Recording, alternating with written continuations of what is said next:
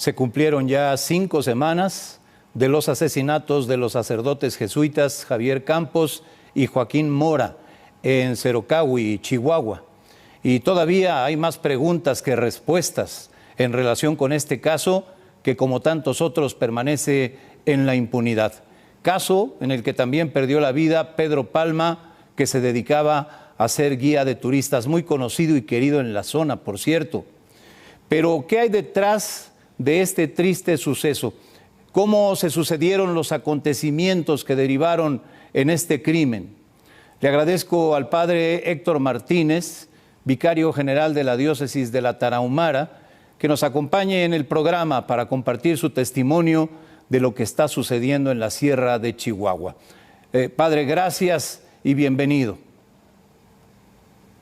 Buenas noches, Guillermo. Saludos a ti y a todo tu auditorio. Antes de entrar al fondo de la situación que derivó en el asesinato de los sacerdotes, platiquemos, por favor, qué ocurrió ese día, qué desencadenó la tragedia. Bueno, se van sumando una serie de hechos lamentables. El primero de ellos es que, como dicen los tarahumaras, cada pueblo tiene su chueco en referencia a este individuo. Y pues el chueco de ese lugar, es decir, de esa zona de Bahuichibo, de Cerocahui, del municipio de Urique, pues tuvo un día muy malo porque había perdido exactamente, como han dicho los medios, ese partido de béisbol que desencadenó su ira porque pues creo que él ya había perdido la perspectiva completa de sus propias limitaciones y empieza desde la mañana toda una serie de actos violentos yendo, como sabemos, a la casa de la familia de este umpire y de esto joven, ¿verdad? Armando y Paul, quien había pegado los jonrones. Y entonces tienen ahí una discusión, él molesto porque les reclama que le habían hecho burla y decide matar a uno de ellos, llevarse al otro, el otro logra escaparse, deja con vida a la mamá y a una menor y pues iba él en un estado completo de intoxicación, según tenemos todos los testimonios.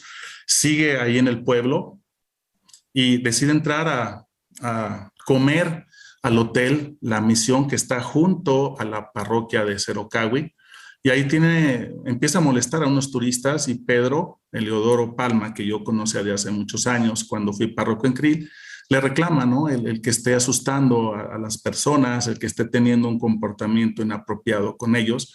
Se arma una discusión y él lo saca del lugar, lo golpea y luego él mismo lo lleva a la iglesia de Cerocahui y pues ahí manda llamar a los padres intentan socorrer a esta persona y él en su delirio, vamos a decir así, pues empieza toda esta masacre de matar primero a Pedro, después al padre que está auxiliando a este promotor de turismo muy querido en Chihuahua, después sigue con el superior de la misión y después entra en un momento digamos, de conciencia y logra dialogar con el Padre Jesús, que es quien sobrevive, y pues el padre, la verdad, realiza una acción muy encomiable porque logra detenerlo. Están platicando ahí un buen rato, casi una hora, sí. Y posteriormente, bueno, decide él llevarse los cuerpos y no afectar más a las personas que tenía ahí en el templo, pues no diría en situación de rehén, pero sí los logra dejar con vida y él se lleva los cuerpos. Y como ustedes saben, aparecen después estos cuerpos 3 días después y nosotros iniciamos todo el proceso de duelo, de también protesta ante el gobierno del estado, ante el gobierno federal, pues para ser escuchados, porque efectivamente detrás de esto que ocurrió hay muchas violencias que se venían generando ya en la Sierra Tarahumara y que llegaron a un punto de no retorno con esto que pasó. Padre Héctor Martínez, en los medios hemos dedicado mucho espacio a hablar del crimen, pero hemos hablado poco del entorno de violencia que se vive desde hace tiempo en la Tarahumara. ¿Cuál es la realidad? Pues la realidad es que debido a la ausencia del Estado y del Estado de Derecho democrático, pues la impunidad y el que estos grupos delincuenciales sean de de un grupo o de otro, representando a un cartel o representando a otro, finalmente entran en esta disputa por el territorio. Fue solamente esto, la punta del iceberg, para denotar la situación que tiene la Sierra Tarahumara en prácticamente todo su territorio, de esta cooptación de los grupos criminales por las presidencias municipales, las policías municipales, por los ejidos. Y entonces, esa es una situación que estábamos viviendo desde hace años, que nosotros queríamos hacer llegar al gobierno del estado pues toda esta preocupación que teníamos por conocer el entorno, por acompañar a la gente en sus duelos, y creíamos que ya la situación estaba llegando a límites. Nunca pensamos que el límite fuera precisamente la muerte de estos dos buenos sacerdotes. Estas situaciones pues son ampliamente conocidas en la zona, no estoy diciendo yo algo nuevo, pero los padres están realizando este milagro de posibilitar uno, que la Tarahumara se vea como parte de México, y dos, que se vea esta realidad que está presente en todo el país, pero que desde la Tarahumara estamos diciendo ya basta para nosotros en la sierra y para el resto del país. Padre, le he escuchado decir que en la Tarahumara ya no alcanzan las lágrimas para llorar tanta tragedia. ¿Cómo y por qué se llegó a esta situación? Estamos hablando de que se está cumpliendo prácticamente los primeros 40 años de la siembra de estupefacientes en la Sierra Tarahumara, al menos hecha por particulares. Entonces, todo eso se encadenó algo que a nosotros no nos gusta llamarle cultura, sino una subcultura o una no cultura de exaltación de la violencia, de este tipo de actividad, que llenó el imaginario popular. De tal manera que entonces llegamos a un deterioro social muy complejo. No solamente podemos decir que por ausencia del Estado, sino la gente fue posibilitando en su imaginario también empoderar a estas personas, porque finalmente son de ahí, de la zona. Muchos de ellos se empezaron a meter en estas actividades por cuestiones de pobreza, de marginación, otros simplemente por una cuestión de poder, otros por una cuestión de seguridad, o estabas con un grupo o estabas con otro. Nosotros esperábamos que, por ejemplo, en el ánimo de los familiares o de los niños que perdieron a sus papás, hubiera la posibilidad de decir, bueno, por aquí no es el camino, y resulta que no, que para muchas personas en la Sierra Tarahumara ese es prácticamente el único camino posible, o el que ellos quieren decidir como su camino. Enrolarse en estas actividades les da a ellos seguridad, poder, y entonces es muy complejo hablar de que solamente un factor es, pero obviamente la ausencia del Estado, la impunidad, han calado profundamente para que esta situación sea ya del todo manejable por las mismas comunidades. Los rarámuri nos dicen, son las mismas violencias de siempre, solo que ahora, pues en vez de la espada son las ametralladoras, o en vez del trabajo forzado en la mina es el desplazamiento para la ocupación del territorio por distintos intereses. Y en todo, pues ha habido muchos cómplices de ello, gente que ha estado en su turno en el gobierno del estado y que no hizo lo propio cuando le tocaba hacerlo, la indiferencia del gobierno federal y a veces sus programas asistencialistas que no colaboran en nada. A veces también nosotros como iglesia, por intentar acompañar a la gente, no poner una denuncia con toda la firmeza con que hoy lo podemos hacer, porque también vivimos en una marginalidad y nosotros nos sentimos cómodos en la marginalidad. Nos gusta estar en la Tarahumara, pero no siempre es posible hacer un despliegue para poder hacer una denuncia, para poder trasladar a las personas a la capital. Son muchas horas de camino. No en todos los lugares tenemos comunicación o posibilidades de internet o de teléfono. O sea, la Tarahumara sigue siendo finalmente un lugar de mucho rezago. Y de eso hace que entonces las situaciones de violencia puedan pasar más fácilmente desapercibidas. Padre Héctor Martínez, este tipo de acontecimientos ocupan los titulares de los diarios y los espacios de la radio y la televisión, las redes sociales, los primeros días, pero luego quedan en el olvido.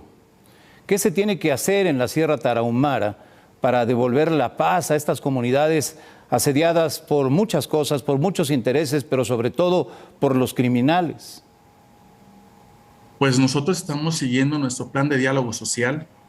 Hemos iniciado esta mesa con el gobierno del estado, que significa sentarse, escuchar los reclamos de las comunidades, escuchar a las ONGs que tienen muchos años trabajando y tienen proyectos viables con pertinencia cultural, de acuerdo a lo que los rarámuri mismo piden. Y entonces nosotros creemos que va por el diálogo, pero un diálogo social amplio donde también se pueda sumar el gobierno federal en sus instancias, donde escuchen y no impongan, donde haya la buena voluntad de poder canalizar recursos que ayuden a la reconstrucción del tejido social. Se ha establecido una mesa donde tenemos los temas de seguridad, se requiere la depuración de las policías municipales, se requiere también un estudio de cuál es el estado que guardan muchas de las alcaldías, sobre todo por las que han sido cooptadas por el crimen. Necesitamos también el hecho de que para las cuestiones de seguridad la gente pueda fiscalizar a sus policías. Tenemos también una mesa para el turismo que está siendo igualmente muy agresivo con las comunidades indígenas. Tenemos una mesa de trabajo para ver la cuestión de comercialización de sus artesanías, la cuestión de educación, de salud y nutrición. O sea, trata de ser una mesa integral donde el gobierno del estado pueda realmente tomar en serio las propuestas que nosotros desde las comunidades estamos intentando hacer. Por ejemplo, a mí me parece muy paradójico que en estas mesas no está presente el titular de la Comisión Estatal para Atención de los Pueblos Originarios, porque precisamente no es de la confianza de la gente, de las ONGs, ni de nosotros, de la diócesis. Y entonces, pues tenemos que seguir caminando para que ese diálogo social tenga los actores pertinentes. Entonces, creo que nuestra propuesta es trabajada por muchos años con conocimiento de las personas y de las comunidades. Puede que no sea la única y podemos sumarnos muchos más actores a ella, pero creo que ese es el camino y no queremos que esto se desinfle. Tenemos este mes de julio para la oración, el mes de agosto para implementar las mesas y queremos a lo largo del año establecer una campaña que se llame así, Todos Somos Tarahumara a nivel nacional, para que la gente pueda sumarse no solamente a apoyar a la Tarahumara como el lugar más marginal del país, sino que puedan también, en base a lo que nosotros queremos hacer, hacerlo y multiplicarlo en sus comunidades.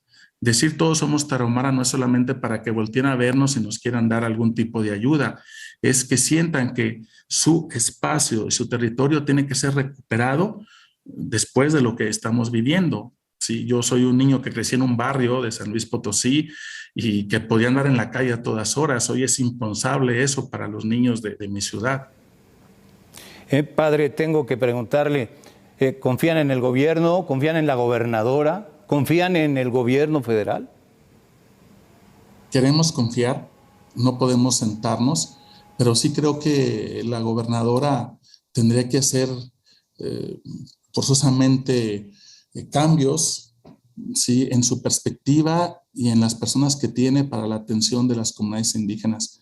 En eso lo ha dicho nuestro obispo, él cree que es irreversible. Por ejemplo, no podemos no contar con la COEPI, con esta Comisión de Pueblos Indígenas, sí, pero no vemos que con su titular sea posible. Y claro que queremos creemos en su buena disposición, es finalmente una mujer muy capacitada, que ha sufrido este baño de realidad en torno a su estado, y creo que sí hay posibilidades en todos ellos, en su actual gabinete, salvo esta excepción, ¿verdad?, de poder sentarnos a hacer todo un desarrollo, ¿verdad?, de la comunidad desde la comunidad. Y creemos que la participación del gobierno federal también es imprescindible para crear un equilibrio y un ejemplo a todo el país tan polarizado. Qué bueno que en la Tarahumara se podamos sentar distintos actores, iglesia, ONGs, gobierno federal y gobierno estatal, para atender este asunto desde la Tarahumara, pero como un aporte a todo el país. De lo que salga, de esta mesa histórica, de lo que salga, habrá un planteamiento de que es posible reconstruir el tejido social, a pesar de la polarización y de la fragmentación que hoy tienen nuestras comunidades. Entiendo que está latente el riesgo de que algo igual pueda ocurrir nuevamente si no se actúa de manera rápida, firme y eficaz para resolver estos problemas de fondo que ha referido. Estaremos atentos a lo que resulte de estas mesas de diálogo, Padre. Ojalá todo sea para bien y por lo pronto le agradezco aceptar esta entrevista. Nos mantendremos en contacto.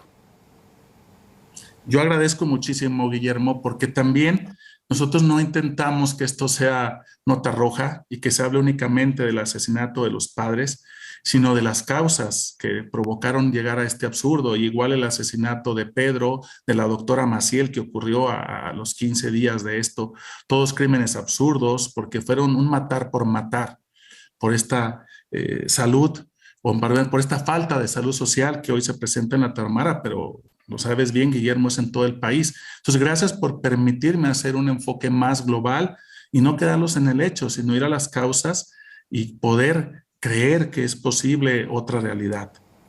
Al contrario, Padre Héctor Martínez, vicario general de la diócesis de la Tarahumara y vocero, por cierto, nombrado por el obispo, vocero de la Iglesia para todos estos temas que se atenderán en las mesas de diálogo que comenzarán en agosto. Otra vez, gracias por acompañarnos en el programa.